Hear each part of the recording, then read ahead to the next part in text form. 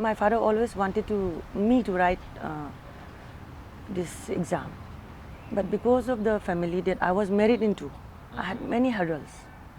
Family, there was a family understanding that nobody in this family, from this family, would serve any government job because of historical reasons. And I decided to write the exam on my own. And my husband encouraged me, my mother-in-law encouraged me, and my father encouraged me when he was there then. And I wrote the exam, first attempt 2008. The results never came out because of a case in the Supreme Court relating to this differently able individuals. So after that, again, there was another notification. There I wrote. My prelim go through, mains go through, then interview was done. I have always had lots of aspirations in my life. Life is all about having aspirations and motivations. You have to pursue them with your passion. So I cleared, and I got the Manipur Police Service. I came in a Manipur Police Service cadre. So what happened was that, the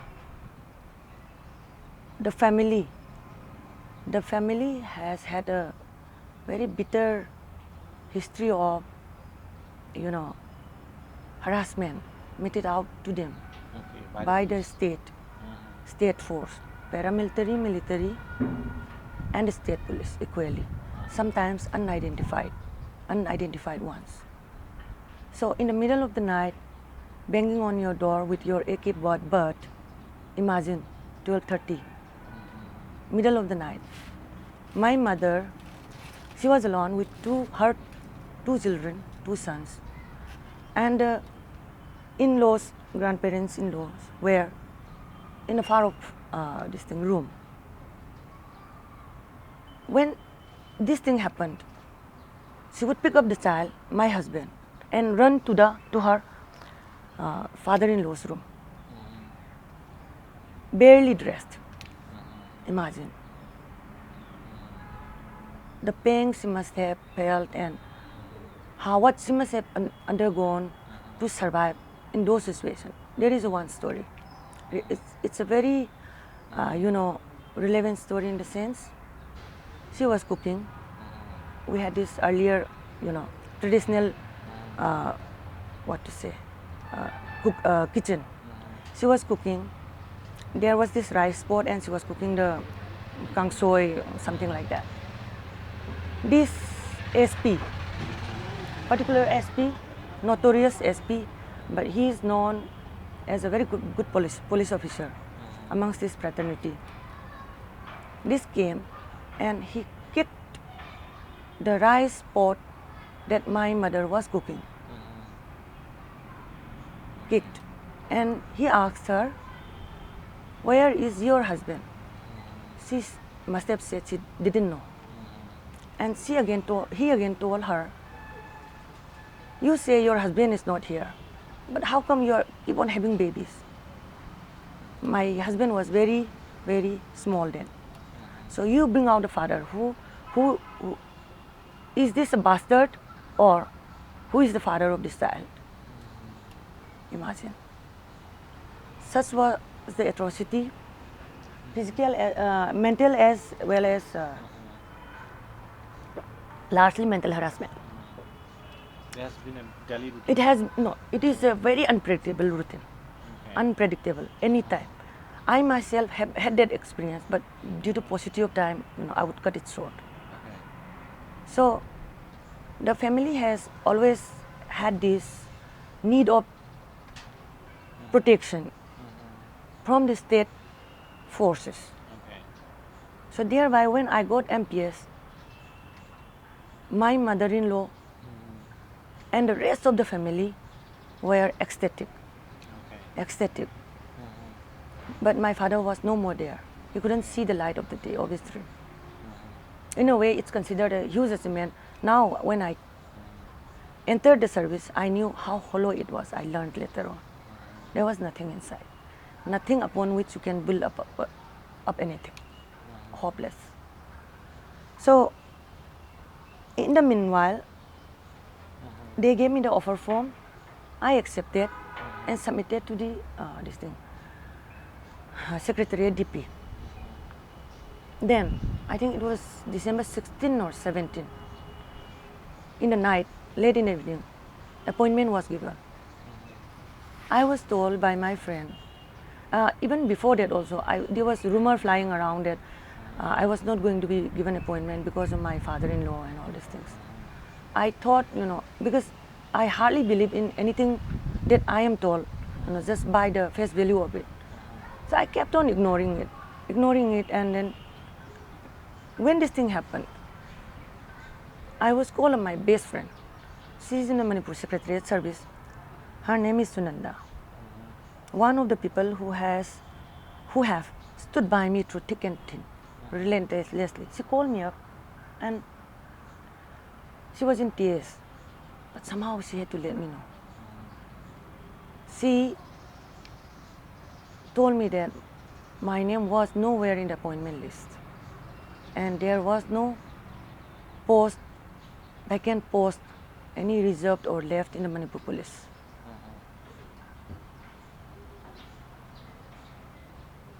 I don't know what happened on that night.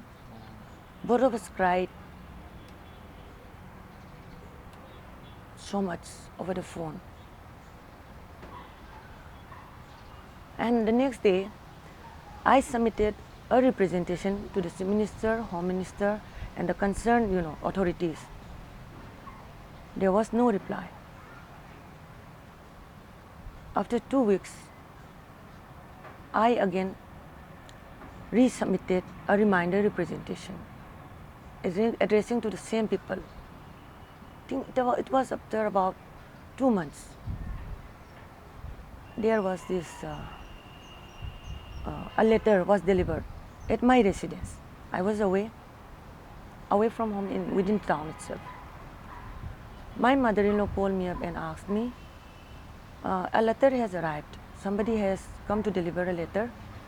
Should I accept it or not? I told her, Mama, please check the date and make sure that you sign in the receipt and put your date on it, because it was post-dated. The letter had been dispatched from the Secretariat, I think on 11th, and it reached me on 21 or something like that. So my mom, being the cynic that she is, very intelligent and wise. So she interrogated that delivery peon or boy, from where you have come? And the guy told her, I've come from Secretariat. And she asked him a straight question. How did you come here? I came by foot. So how long does it take for you to reach from the Secretariat to this place? Did you take 11 days? So it went like that, and then there was I approached the Supreme Court because the High Court was on strike at that time. My fundamental rights were being violated, so I had to take the earliest, shortest possible legal recourse. That was to approach the Supreme Court.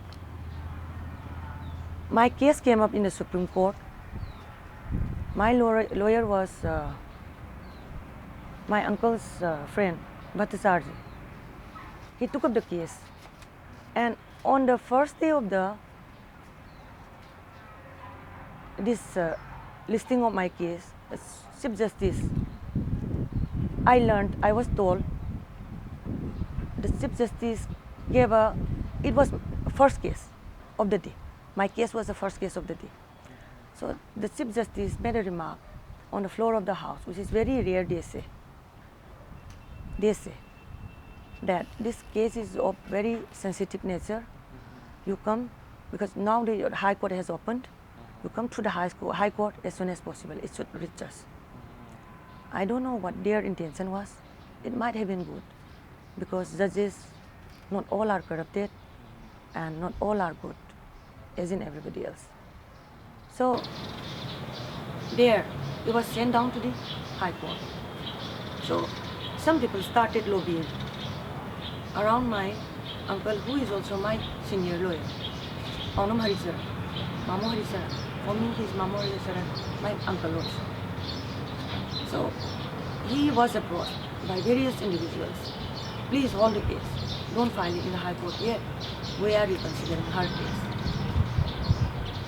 Being the man of impeccable integrity that he is, he ignored them. He simply ignored them. So the case came up in the High Court, and it was heard for the day. And just after that, before the next hearing came up, people started flocking around with the so-called good news. The so-called good news. And then I was given appointment sub judice during the course of a case, sub judice. Okay. They say they cannot do many things sub judice. They gave me appointment sub judice. See, the thing is that the rulers make the law and use them according to their, convenience. So now they can't do anything sub judice. In my case, they gave me appointment to sub judice, maybe perhaps to save their ass.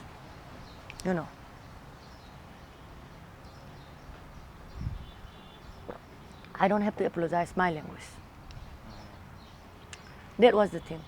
And meanwhile, my father-in-law wrote me a very, very long letter.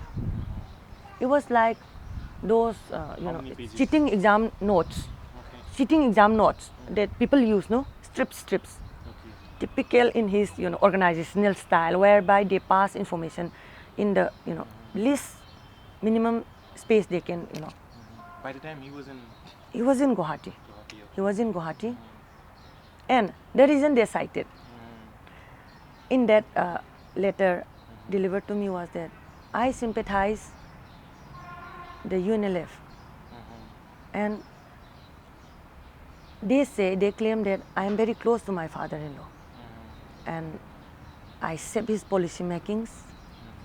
And when he was arrested and he disappeared for 61 days.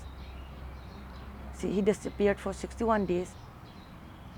That she supported him. So thereby her induction into the Manipur police organization may expose the, security and, state policies to unwanted elements. And thus, I became a part of the organization, and without my knowledge, I was branded.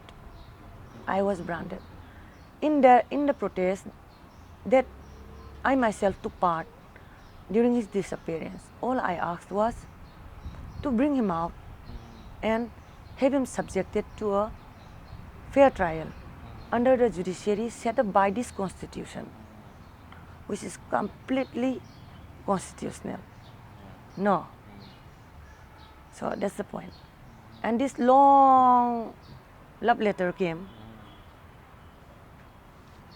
My husband delivered it to me, and I read everything, and it was written both sides. And I gave it to my husband and my mother-in-law, my mama. Both of them read. And I asked them, what do you want me to do? And both of them told me they wanted me to join the service because we need security. We need security. So I asked many of my mentors, whom I have always respected, of their opinions. They all asked me to join. So reluctantly though it was, I accepted in on April 5th, 2013, and I straight away went for my basic training course to Nepal, Northeastern Police Academy, Umsao, Meghalaya. By then, 2 months of training had already been completed. So I went and joined there. Before I knew I was going to be given appointment, my friends in Nepal, my batch, they already knew that I was going to be appointed, given appointment from some relevant intelligence bureau officers. Thereby, I completed the basic training. Even there, I faced tremendous pressure because nobody trusted me. Nobody trusted me. But I ignored everything. I tried my best to fit into the system in which I entered, hoping that I would be able to change the mindset and bring the people and the police closer. It was the only motive I had. I passed out, came here, did probi. During my probation in Lilong, I conducted lots of operations. I did not have any single lapse in any of my operations. I arrested many people from very sensitive areas of Lilong. You know, there is a saying, if you have not passed the Lilong probi, you are never a real police officer. I conducted many operations successfully because of the fact that I could plan and execute things, my plans, meticulously.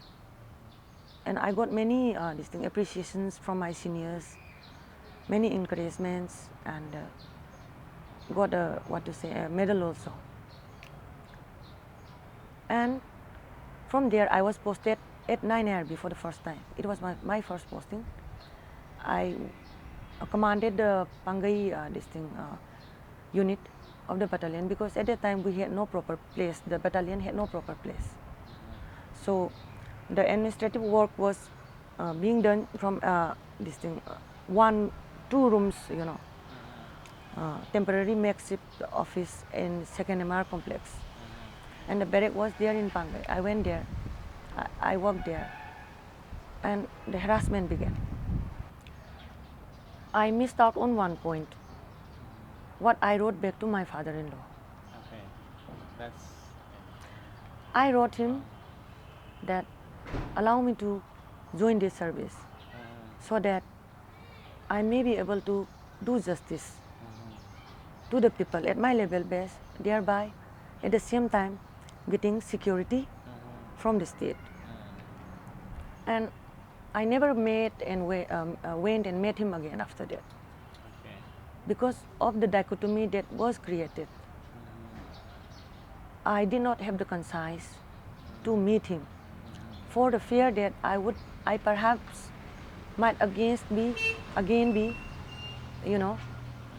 victimized with allegations that I met him, why I met him.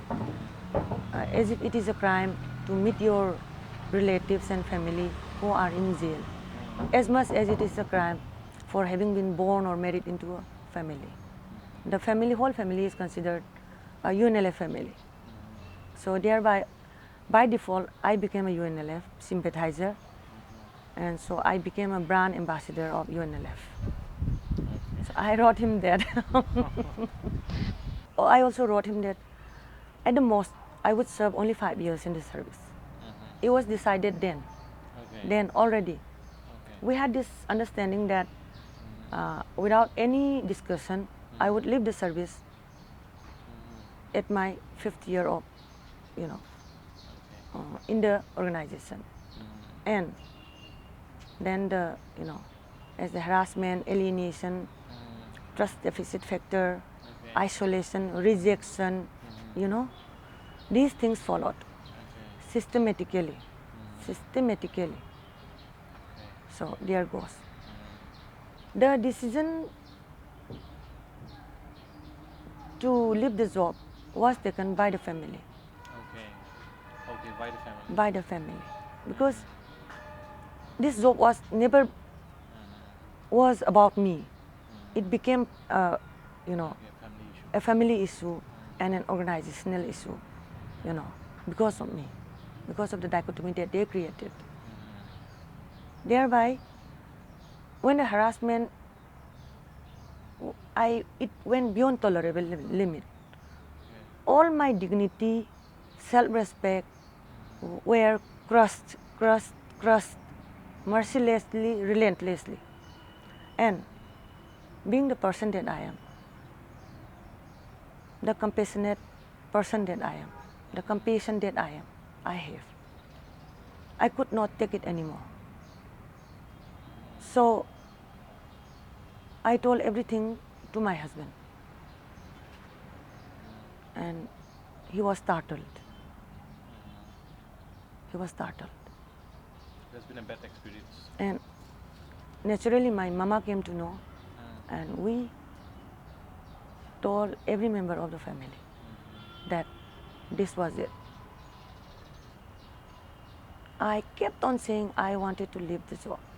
I kept on saying this to everybody whom I was comfortable with, be it my colleagues or my family. I kept on saying I wanted to leave the job. But none encouraged me to leave it. None. Nobody. Not because they hated me, but because they loved me. Because as per the traditional concept, having a government job and of such a so-called such a prestigious job, you know, civil service, you know, it's very alluring to a layman who has not entered the system. So when this harassment went beyond tolerable limit, decision was made in the family that I would be allowed to leave the job on one condition. When will be decided by me. Okay. It was left to me because they never wanted me to leave the job. They permitted me to take my decision and on my own time. Thereby, when this happened on 15th of October 2015, I drafted my resignation letter and I carried a copy of it in my pen drive all the time with me. And I told my husband, I am going to resign without any, you know, warning to anybody, including you, because this is my life. My life is being ruined and I can't go on. I cannot work in this space where I was given no space at all, you know. So I wrote this resignation letter. I planned to leave the job a long time back. And in November, I had my ankle twisted and my ligament was damaged. I had to take leave because I did not have earned leave. My earned leaves were all exhausted when I'll come to this later on. So from the commuted leave, medical ground, and it extended even after I got better also. I went on extending it because then I had decided this is it. I'm never going to come back. When I left that evening, it was the last time in my office. I came out without looking back, deciding that I'll never look back. I'll never go to that place again. I'll go to burn it down, to burn that down, you know. So, meanwhile, Hirojit thing came up. Hirojit is also another, you know, he has got a very different role, but the thing is that my resignation and his case have nothing to do, totally separate issues, because my resignation was decided long time back. And he came and he told me he wanted to confess to me and my husband and me, about the crimes that he had committed. The crime of which I knew earlier, that it was him who shot Sanjeev on that fateful, historic day. I panicked because since earlier I started worrying about him. Since the day I came to learn that it was him, I was very worried, and I have been very close to him. Both my husband and me, we are bonded. We have been very closely bonded. So when he told me he wanted to confess to me, earlier I had predicted that this boy is going to die, but nevertheless we never spoke on our professional level. He was my brother, that's it. We never talked about each other's professional lives, thinking that, he thought that me being his sister, I must have been treated very well. And I thought, okay, he is the hitman, executive hitman of the state, the most famous. So he must be living like a king. So I never worried. Occasionally when I would meet him, at some fruit stalls and these fruit stalls and all this, I would buy fruits and give it to him, But one day, when I came back from the office, it was around 7:30 or 8, I think. He was sitting there, there, with his brother-in-law. His back was on me when I came up. And very cynically, because I was very frustrated with his work, very cynically I asked him, "How are your children?" He said, "No, how is your child? How is your son? How is your son?" At that time he did not have the second baby yet. And he said, very innocently, he has got this innocence. You will come to know when you interview him. So innocent. Nothing tragic? He told me, "Jesse, you know what? I have a son, I am a father. And a father loves his son so much, Jesse." And I looked him straight in his eyes and I asked him, "See, like you, many people, all the parents love their children. And many mothers, sisters, daughters, wives are waiting for their men, are praying that if ever they could ever lay a hand on his body." This much I told him. And as it is, I got back very tired, frustrated. I went straight to the bathroom and I didn't meet him also. Then he came one fine day and told me that he wanted to confess everything.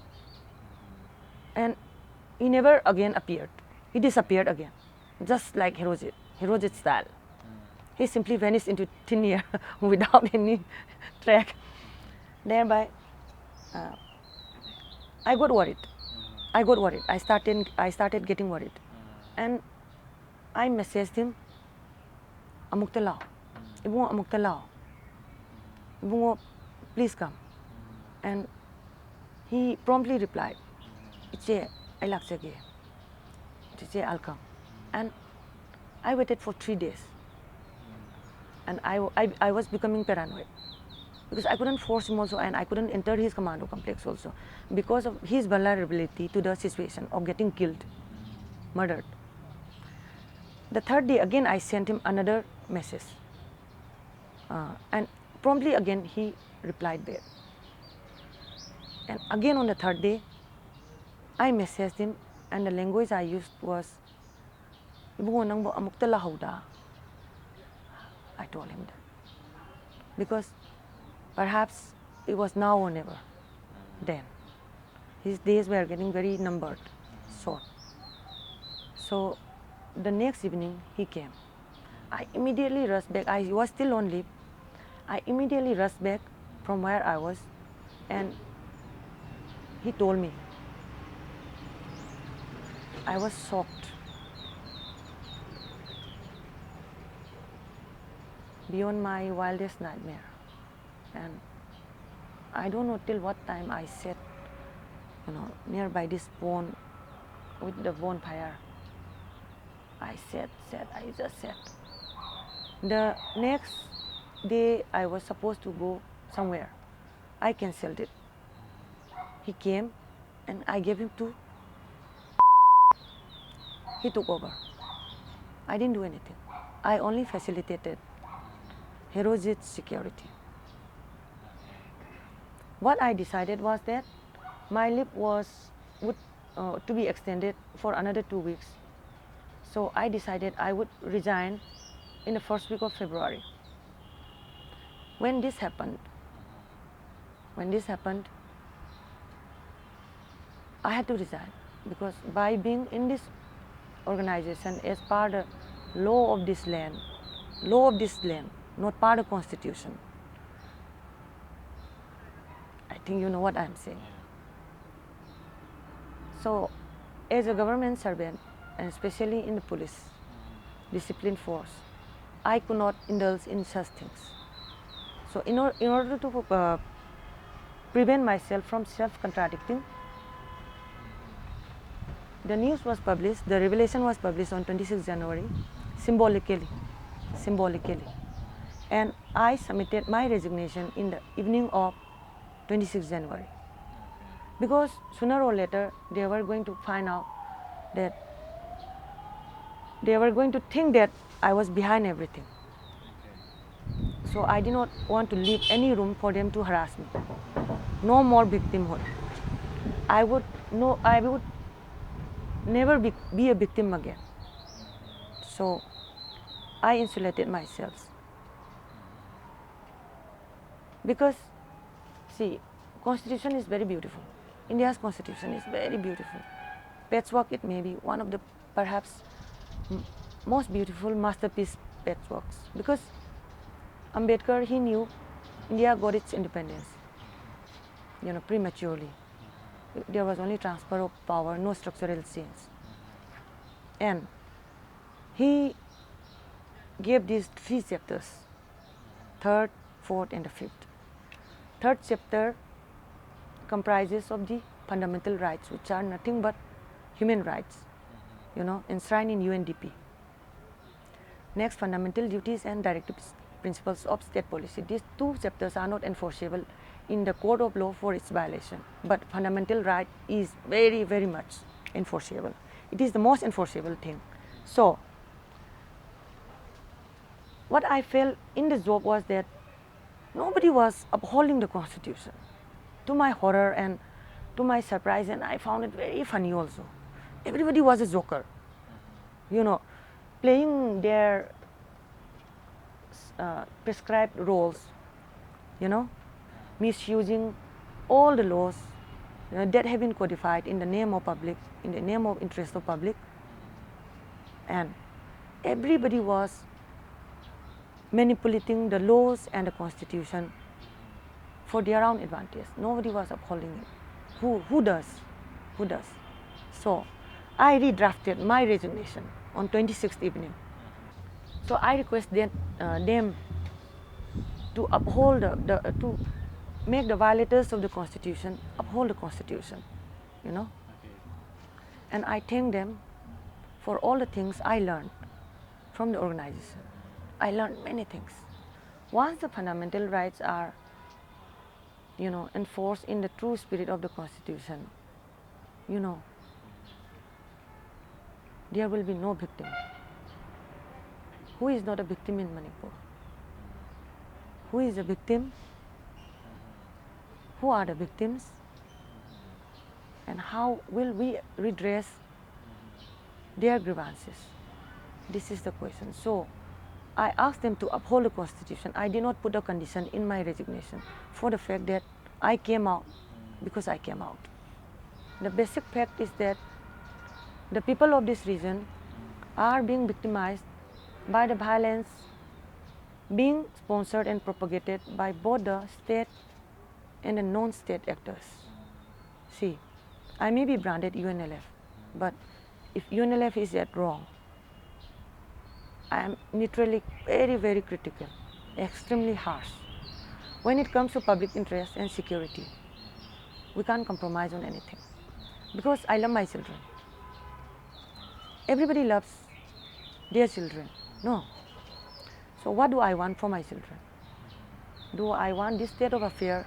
Do I want Afghanistan-like state of affair? Or do I want my children to roam around at any time of the day fearlessly from both the sides and the peace that I am to have as a mother, to sleep soundly, knowing that my child is safe from anybody except maybe he may be drunk or passed out somewhere. That is another issue.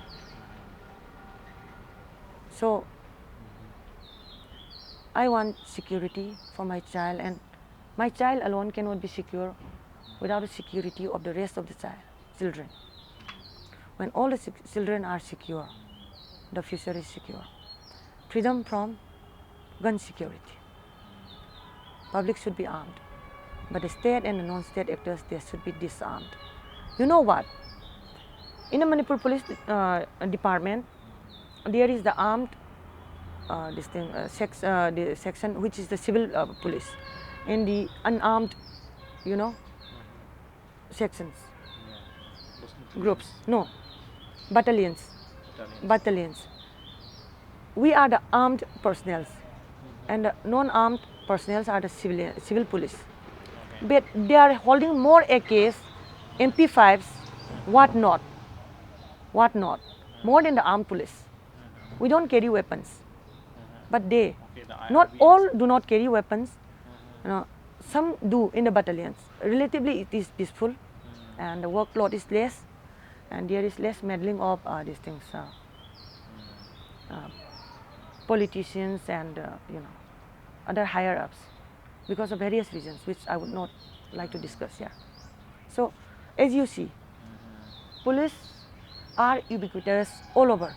After the Manorama incident, we have not seen any army paramilitary in the, you know, vicinity of this heart of the city. Suddenly, Manipur police became militarized. Military deals with the enemy, they shoot to kill. Why we call police civil police? To safeguard the life and the property of the civil police, to protect their interests. But what do we see? Are they safeguarding our lives and property, or whom are they protecting? No, whom are they protecting? To the best of my knowledge, the only facility, so-called facility, if at all it can be called a facility, is the ones on suspension of operation. Being given a place in the 8 IRB, in the 7 MR complex. Those are the two individuals. You know what? How horrible! What horrible stories we have heard. And there may be many camps inside the army camps, army headquarters, and all these things. And leaving aside this rehabilitation and all these programs, the very vital fundamental needs of the police officers and all the police personnel in this organization, their basic remunerations, perks are not being provided. See, I got to buy the papers for my adjutant staff while I was in service. I bought so many things for the battalion for my team. So that was it. So the system makes the man. Why the police are indulging in so much in corruption, so much horrendous corruption, and why they are doing all these things, all these heinous things, you know. Only a reform of the Manipur police organization will not bring peace.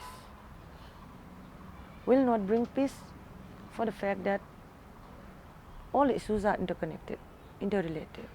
We cannot solve one issue or some few issues in isolation.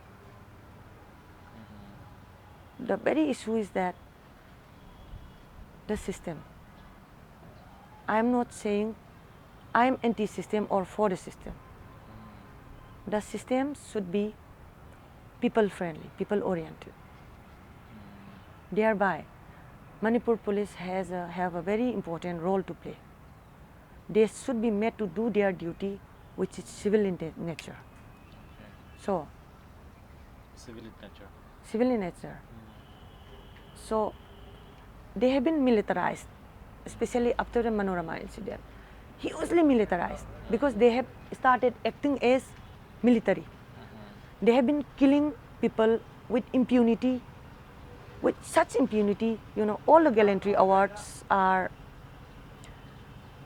given for, mostly for these things, killing in encounters that they call.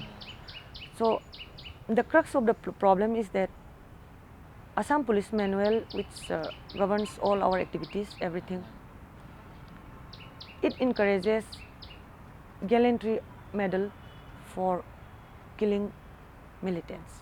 During my Probi period, when we were attached in Pangai MPTC, a training college, Sir, I think it was Sir Dongel, he gave us a speech in the class telling us that you have been recruited to serve, because the service is not put on any other officer other than the ranks of the state civil service, candidates who have cleared this exam and the IPS. So you are here to serve. Do your best to serve the people. Serving means unconditionally helping people, for that person's interest, be it for the people or individual. So it was very profound. It was very profound, and I saw some helplessness and hopelessness in him also. I have never seen a happy policeman. Okay. Yeah. They are not happy. They are all fucked up people. Fucked up. Not because of their fault. They are being forced. They are being systematically abused and used, emotionally, physically, by the elites. It is a trend all over India. It is a trend all over India, especially in disturbed areas, in areas where they have declared disturbed, especially. So any specific like point out things? What is happening in central India? Any suggestion? What is happening in central India? The military and paramilitary, they do not operate there, because central India is part of India, they say. Why militaries should be to deal with enemy state. So Manipur has always been enemy state for them. As per, not what I am saying, as per what they have done. It's all about right interpretation. That's it. Nothing is there. And in the circumstances I was put into, whereby I was not trusted by my colleagues, by my seniors, even by my subordinates. I tried my best. I gave up almost half of my salary every month, for the battalion, for my own petrol, for buying the needs of the girls. It's an all women. It's a very, sad story of women in police. Somebody should make a documentary out of this.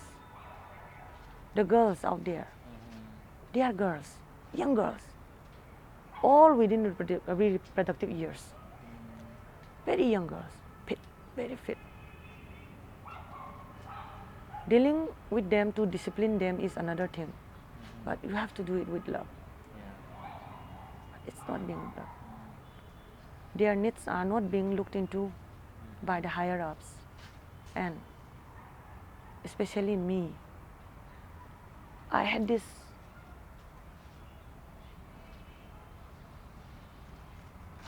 personal harassment, harassment at the office, psychological harassment, meted out to me one after the other, one after the other. So thereby, for the sake of service, as I was told by then my commandant, I was told that I would not be entitled to maternity leave because she asked me, how many children do you have? And I told her 2. If there are 2 surviving children, you are not entitled to maternity leave and you won't get it.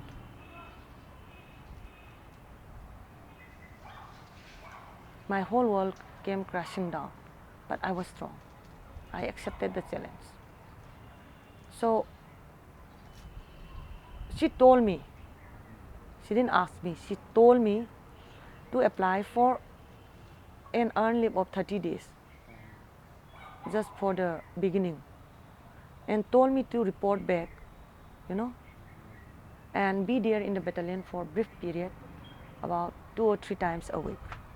If ever I was given any duty, that she would manage at the PSQ. Sounded very rational and kind, It was my 3rd cesarean. After a gap of 8 years, my last baby was born 8 years back. I had a complicated operation and I could not recover. I was very weak, and then the fever, it kept on coming back. And I was under this mental stress, huge mental stress of reporting back to the battalion when my baby was barely 1 month old. He was supposed to be 24 days when I had to report back to the battalion. So I spent sleepless nights and I could not sleep. Before the expiry of this 30 days, my husband took my leave extension, earned leave extension letter again, which is to be sent to the commandant, to the PSQ, to the DGP. There, he spoke to the commandant, and she was hesitant to recommend my earned leave. Again, saying that, I'm so sad she is losing on her earned leave. It's so easy. She can come here 2 or 3 times and stay here 2-3 hours and then go back. Sounds very sensible. But my question is that, how can you talk that thing to a 24-day-old baby? Can you fix the timing for breastfeeding him as per the schedule of the police? Can you fix that with a 24-days-old baby? I need an answer for that. I extremely need an answer for that. And I am asking this not as a policeman officer, but as a mother. As a mother whose baby son, infant son, has been deprived of his right to mother's breast milk, because it was extended again for 30 days. I reported back to the battalion, and immediately I was made to take the roll calls and do these things. I have no problem with discharging my job. At 2 months old, 54 days old baby, they don't sleep at night. They sleep during daytime, and because their circadian rhythm is being settled during the first 3 months of their life. He would not sleep till 4 o'clock. I had to hold him in my arms whole night. Without any sleep, I will get down from the bed and proceed to the battalion to take the morning roll call, and I would come back for breakfast. Hardly this thing, if I am given the luxury, I would get about 1.5 hours, otherwise then 30-40 minutes. I never had time to hold my baby because I was always in a hurry. I was made to be in a hurry, and policemen are supposed to be in a hurry also. We should be able to deliver anything at any given command, no doubt. If that is used to protect the public, then imagine what paradise we will be living in, you see. And I did everything, and thereby my deputy commandant, she went on maternity leave, and I was made the adjutant, and I was in charge of both ministerial and the adjutant sections. And there I was told that I was supposed to wear uniform being the adjutant. So before lunch it was uniform, except on Thursday or Friday or something like that. Many a times I forgot that it was Friday or Thursday, so I kept on wearing uniform only. Earlier days, I had this thing. I was in this PT dress all the time. So when I started putting on uniform, it was already summer. My breast started leaking. All over, thoroughly wet. It would run down till here. And my baby would be so hungry at home. When I would come back for lunch, he would be sleeping. And I would forcefully wake him up and try to feed him. Before he is done, I had to rush back to the battalion again to be on time for 3:30 post lunch. It could not continue because I had to change my uniform so many number of times. And not only my uniform, my undergarments and all were all wet. So it became a very problematic for me. So I decided, I talked to my husband that, and I spoke to some of my colleagues also who has had this same problem when they went basic training along with me. Some of them left only 3-month-old child. So I got their advice, and I was told that there is medicine to stop breast milk.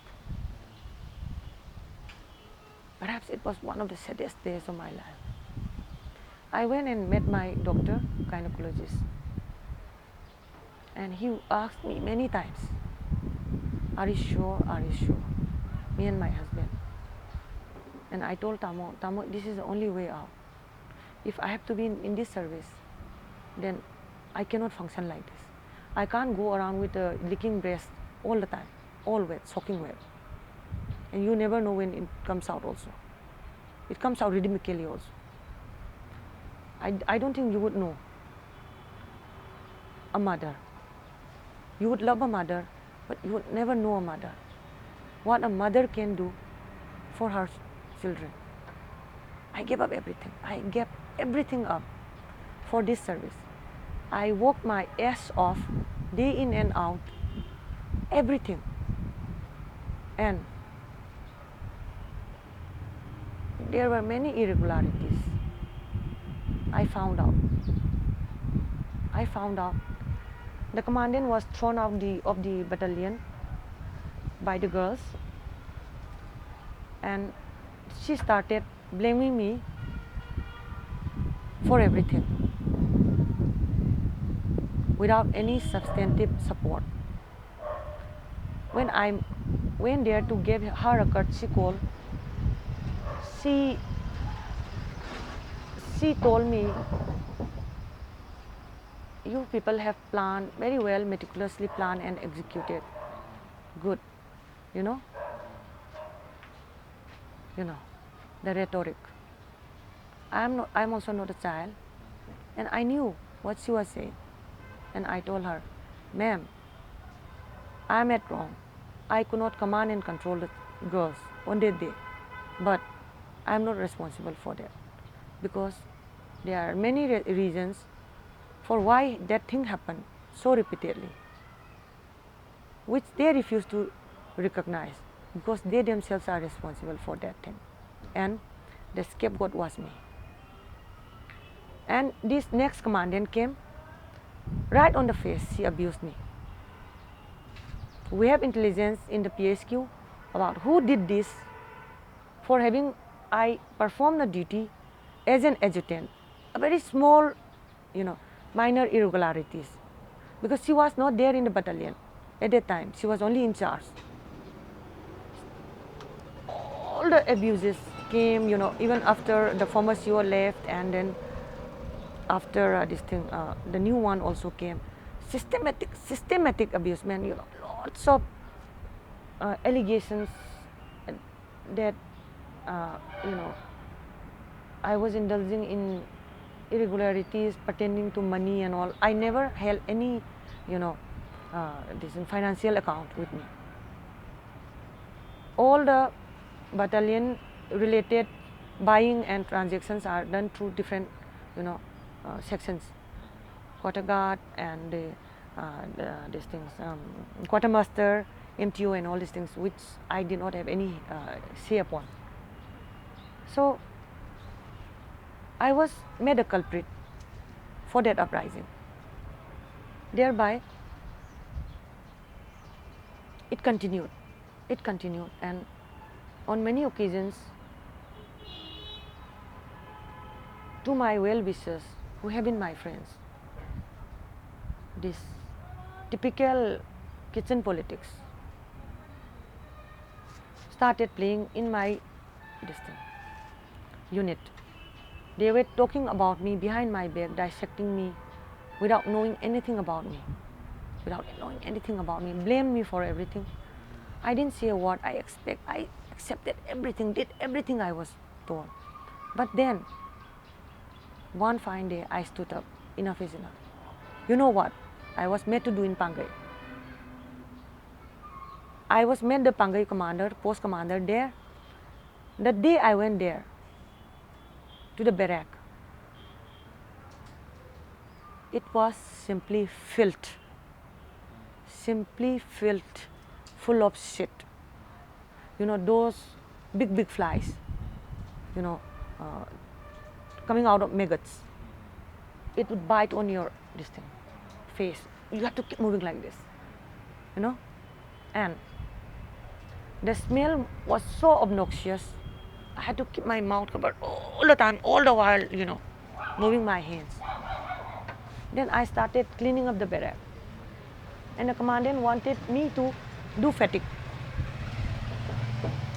of the barrack, to clean up, and wanted to barrack inspect the barrack, you know, as per the rules, which she had not done till then.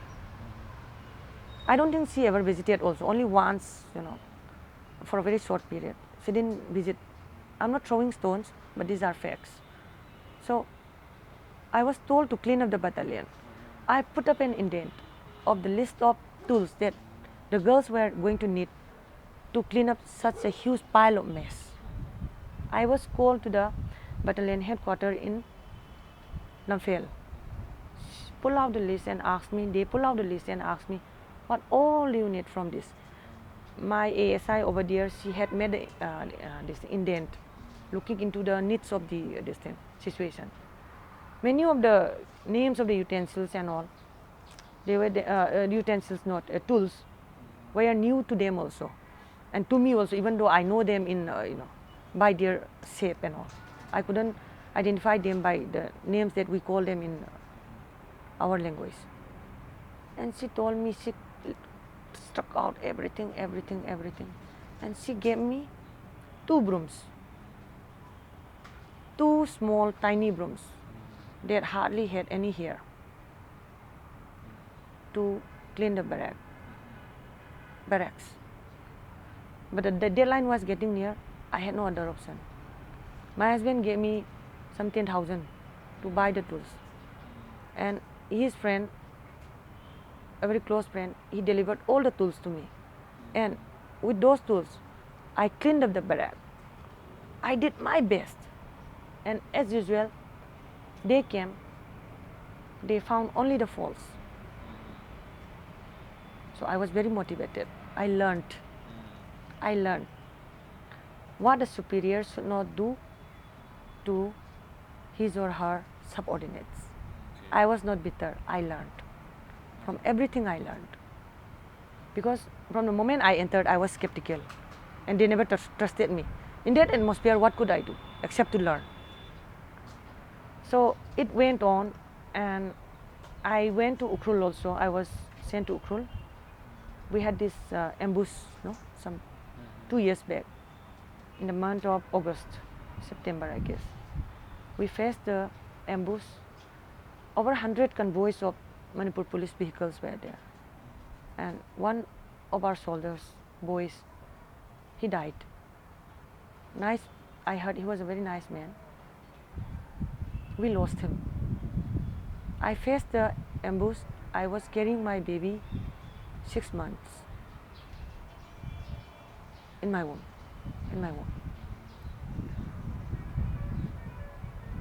And I continued without any complaint, because when it comes to discharging my duties, I won't complain. But harassment is something,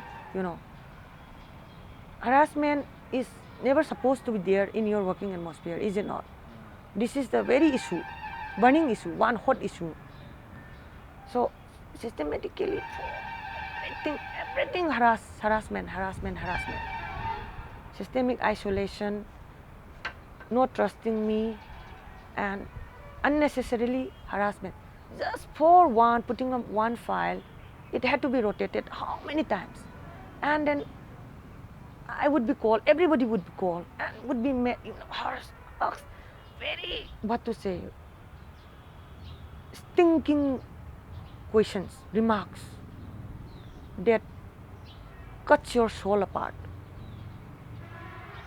She may call me weak, but I am a compassionate mother. I have compassion on everybody. See, even if you have to scold, if you scold lovingly, nobody will hold a grudge against you. That's why people love me. I love people. That's why people love me. And the girls, they love me. My girls out there who are still rotting in hell, you should do something about them. They are rotting in hell. And I am a humanist. I believe in spirituality and kindness, none of which I didn't see in anybody. Especially some individuals who are, hardened bitch, trapped in a female body, monster. So I left the job. Erotic thing, I fast forwarded my pulled up my resignation date. I resigned. Thereafter,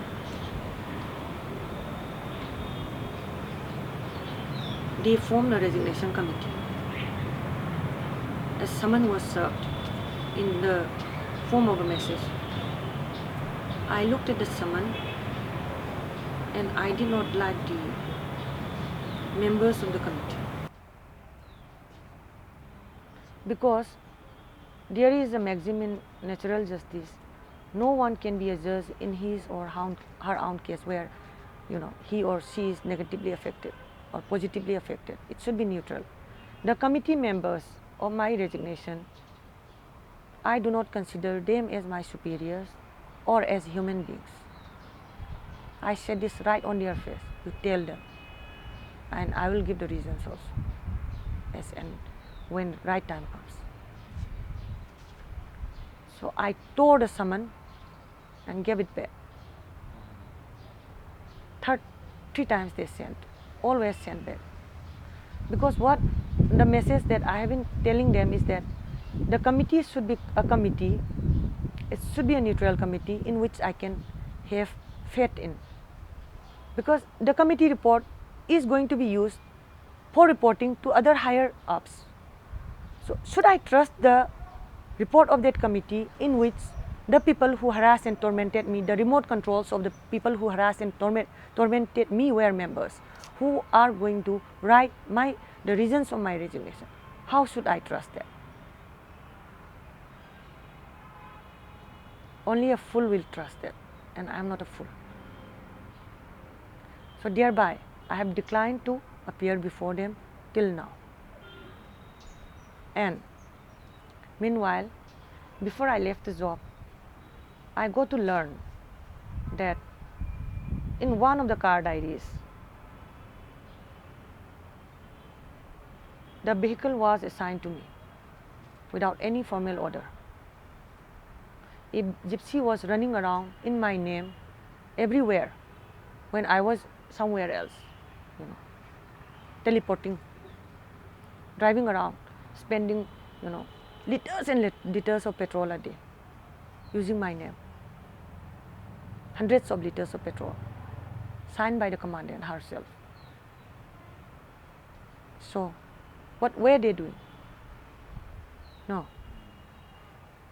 What were they doing?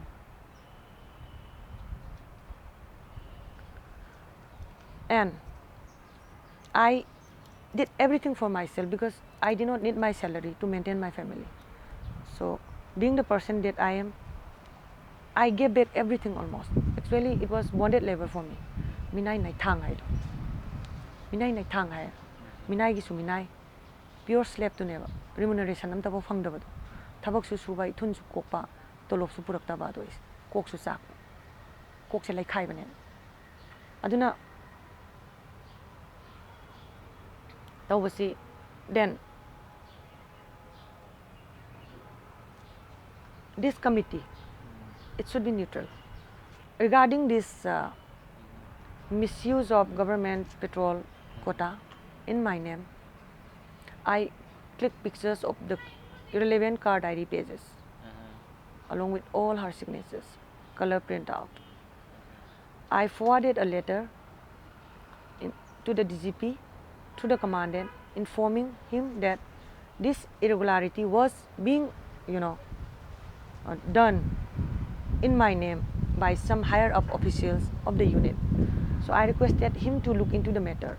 So far there has been no official communication in terms of that. So far, nothing. So having waited more than near about 2 months, I submitted another letter to the DGP directly, and again no communication. So I exhausted my departmental remedy, grievance redressal remedy, thereby that thing come up, rehabilitation and all those things. So no reply. There is no rule or law that says that criminal case and departmental procedure cannot be taken up simultaneously. There is no rule. Somehow I went and lodged an information in the Impal police station. I think it was day before yesterday. I made the OC and I submitted the written information along with relevant documents, because I was getting my travel allowance, because I was not getting my vehicle. Not that I have any complaint about it. I would never love to sit in a gypsy. It's too dusty for me. So I never had any complaints about not being allotted a vehicle. I went to the station and I was told that I could get a copy of the FIR by 10 the next morning. One of my boys, one of my sisters who worked with me, she came to meet me and she went to the IPS, Impal police station, to get a copy of that, and then she was told that they could not register an FIR on the case because some blah blah departmental proceedings being taken up, and I haven't cared to meet them also in person, because I don't need to explain to anybody. I don't have to, and I don't need anybody's fake explanations also. So the ball is in their court. They are not doing anything with it. So you can go to the Impal police station and ask the OC what has happened to that information that Sebrinda lost regarding that misuse of petrol quota in her name. Nothing. That is it. I rejected the system. Corruption is just a symptom of the system. The whole system is, wrong. Whole system is wrong. Sangha laitaba mi hingma ngamra Manipurda. Even for traveling on the road, you have to have sangha. Sibai thingnaba dagi moidagi security phangnaba, akhoi sangha thiyeba. Adu itaragadi.